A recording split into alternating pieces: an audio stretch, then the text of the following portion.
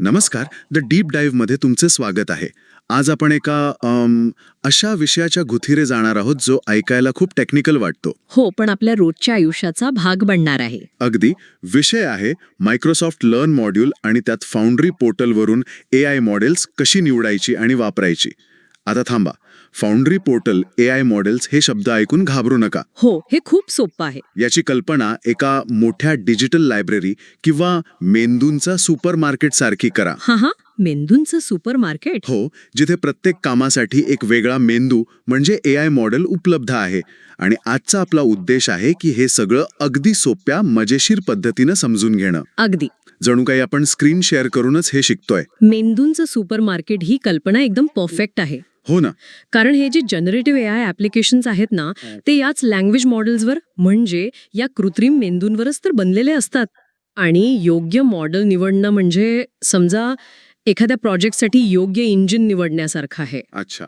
तुम्ही तुमच्या मारुती 800 मध्ये विमानाचं इंजिन नाही बसवू शकत नाही, अजिबात नाही. आणि विमानाला स्कूटरचं इंजिन. दोन्ही केसमध्ये गडबड होणार. हां, बरोबर. त्यामुळे आज आपण 3 मुख्य टप्प्यांवर लक्ष केंद्रित करणार आहोत. पहिलं, आपल्या कामासाठी योग्य मेंदू निवडणं. दुसरं, त्याला कामाला लावणं म्हणजे डिप्लॉय करणं. ओके. आणि तिसरं, त्याच्याकडून सर्वोत्तम काम काढून घेणं. चला तर मग या मेंदूंच्या सुपरमार्केटमध्ये म्हणजे मॉडेल कॅटलॉगमध्ये एक फेरफटका मारूया. मी आता हे बघतोय आणि अरे देवा, इथे तर हजारो मॉडेल्स आहेत. Llama, Phi, GPT. नावांची तर जत्राच भरलीये. हो. मग माझ्यासारख्या सामान्य माणसाने आपल्या कामासाठी योग्य मॉडेल कसं निवडायचं, सुरुवात कुठून करायची? बरोबर आहे, हा गोंधळ होणं अगदी स्वाभाविक आहे. म्हणूनच सुरुवात करताना 3 सोपे प्रश्न विचारायचे. कोणते? एक AI खरंच आपलं काम करू शकतं का? 2, आपल्या कामासाठी सर्वोत्तम मॉडेल कोणतं? आणि 3, आणि तिसरा म्हणजे हे काम मोठ्या स्तरावर म्हणजे खऱ्या जगातल्या प्रोडक्शन वर्कलोडसाठी करता येईल का? ठीक आहे. चला पहिल्यापासून सुरुवात करूया. AI आपलं काम करू शकतं का? हो, यासाठी आपल्याला मॉडेल्सचे प्रकार समजून घ्यावे लागतील. ओके. तर मग हे मॉडेल्स किती प्रकारचे असतात? मुख्यत्वे 2 गट आहेत. मोठे लँग्वेज मॉडेल्स म्हणजे LLM LLM. आणि छोटे लँग्वेज मॉडेल्स म्हणजे SLM. ओके.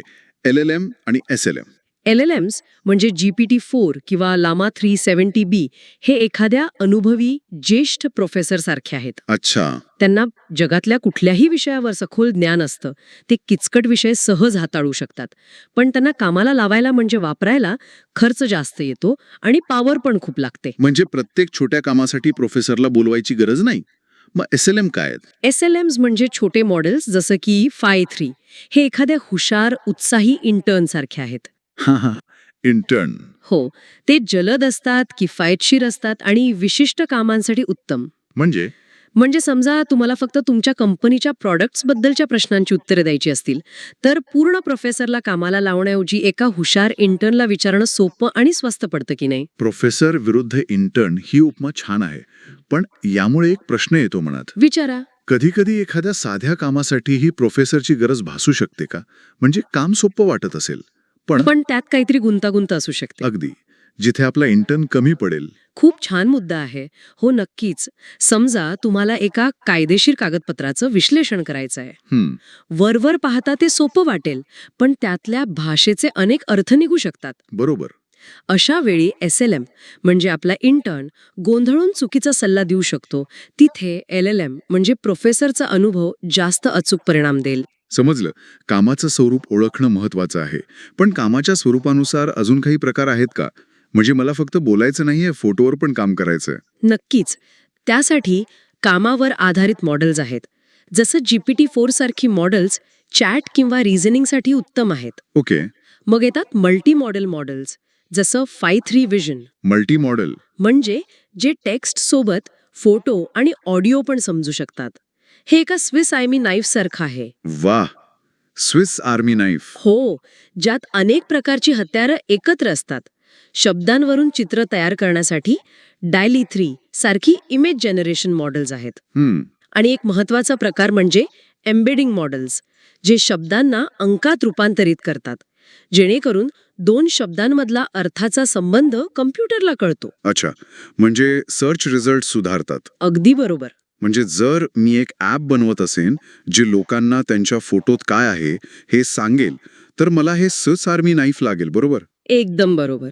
आणि याशिवाय प्रादेशिक मॉडेल्स पण आहेत. म्हणजे जसं कॉर 42 JAIS हे मॉडेल खास अरबी भाषेसाठी सर्वोत्तम आहे. ओके. आणि शेवटचा महत्वाचा फरक म्हणजे ओपन सोर्स विरुद्ध प्रोप्रायटरी. हा फरक तर नेहमीच असतो. हो, प्रोप्रायटरी मॉडेल्स जसं ओपन AI, GPT-4 हे ब्रँडेड कारसारखे आहेत. अच्छा. उत्तम परफॉर्मन्स, सुरक्षा आणि सपोर्ट मिळतो, पण थोडे महाग असतात. आणि open source? Open source models हे कस्टम कार बनवण्यासारखे आहेत. Custom car? हो, तुम्हाला जास्त लवचिकता मिळते, तुम्ही त्यात बदल करू शकता आणि खर्चही कमी येतो. कस्टम कारची कल्पना भारी आहे, पण जर मी एक वाईट मेकॅनिक असेल तर? आहा, म्हणजे सुरुवातीच्या काळात प्रोप्रायटरी मॉडेल वापरणं जास्त सुरक्षित आहे का? हा एक व्यावहारिक प्रश्न आहे. हो, जर तुमच्याकडे AI मध्ये तज्ज्ञ टीम नसेल तर प्रोप्रायटरी मॉडेल्स एक चांगला पर्याय आहेत. कारण जबाबदारी त्यांची असते. अगदी. पण जर तुम्हाला तुमच्या विशिष्ट कामासाठी मॉडेलमध्ये बदल करायचे असतील तर ओपन सोर्स तुम्हाला ती मोकळीक देतं. ठीक आहे. म्हणजे आता मला कळलंय की माझ्या कामासाठी प्रोफेसर हवा की इंटर्न, त्याला बोलायचंय की चित्र काढायची आहेत, आणि मला ब्रँडेड गाणी हवी आहे की कस्टम. पण त्या सुपरमार्केटमध्ये तर 100 प्रकारचे इंटर्न आणि 50 प्रकारचे प्रोफेसर आहेत. हा, बरोबर. मग माझ्या विशिष्ट कामासाठी योग्य इंटर्न कसा निवडायचा? काही निकष आहेत का? हो, त्यासाठी 4 मुख्य निकष आहेत. सरे. पहिला, कामाचा प्रकार. तुम्हाला टेक्स्टवर काम करायचंय की मल्टीमीडियावर? ओके. दुसरा, अचूकता. साधं मॉडेल चालेल की एखाद्या कामासाठी तयार केलेलं म्हणजे फाईन ट्यून मॉडेल हवंय? ठीक आहे. तिसरा, ओपननेस. तुम्हाला मॉडेलमध्ये स्वतः बदल करण्याची सोय हवी आहे का? आणि चौथा, डिप्लॉयमेंट. मॉडेल कुठे वापरायचं आहे? तुमच्या लॅपटॉपवर की मोठ्या सर्व्हरवर? अच्छा. आणि या सगळ्याची तुलना करण्यासाठी बेंचमार्क्स वापरता येतात. बेंचमार्क्स म्हणजे जसं आपण मोबाईल विकत घेताना त्याचा कॅमेरा किती मेगापिक्सलचा आहे किंवा बॅटरी किती mAh ची आहे हे तपासतो, तसं काहीसं? अगदी तसंच.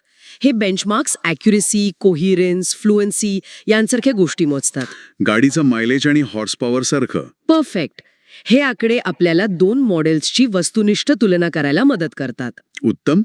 म्हणजे आता आपण बेंचमार्क बघून आपल्या गरजेनुसार एक भारी मेंदू निवडला. तो आता माझ्या शॉपिंग कार्टमध्ये आहे. पण आता त्याला कामाला कसं लावायचं? तो तर फक्त एक फाईल आहे, नाही का? इथेच डिप्लॉयमेंटचा विषय येतो, जो ऐकायला खूपच अवघड वाटतो. अजिबात नाही. डिप्लॉय करणं म्हणजे त्याला एका ऑनलाईन पत्त्यावर म्हणजे URL वर उपलब्ध करून देणं. ऑनलाईन पत्ता? हो. या पत्त्याला म्हणतात एंड पॉइंट. End point. याची कल्पना एका हायटेक रेस्टॉरंटच्या किचनसारखी करा. आपण निवडलेले मॉडेल म्हणजे आपला शेफ, जो किचनमध्ये म्हणजे सर्व्हरवर बसला आहे. बरोबर. आणि तुम्हाला म्हणजे तुमच्या ॲपला काहीतरी ऑर्डर करायची असेल तर तुम्ही थेट किचनमध्ये जात नाही, आपण वेटरला सांगतो. मग इथे वेटर कोण आहे? इथे वेटर आहे API. Application programming interface. अगदी. तुमचा ॲप वेटरला म्हणजे API ला ऑर्डर देतो. वेटर ती ऑर्डर किचनच्या खिडकीवर म्हणजे एंड पॉइंटवर लावतो. अच्छा. शेफ म्हणजे आपलं मॉडेल तुमची डिश म्हणजे उत्तर तयार करून त्याच खिडकीतून परत देतो. वा, म्हणजे API हा वेटर आहे आणि एंड पॉइंट ही किचनची खिडकी. हे तर खूप सोपं झालं. आहे की नाही?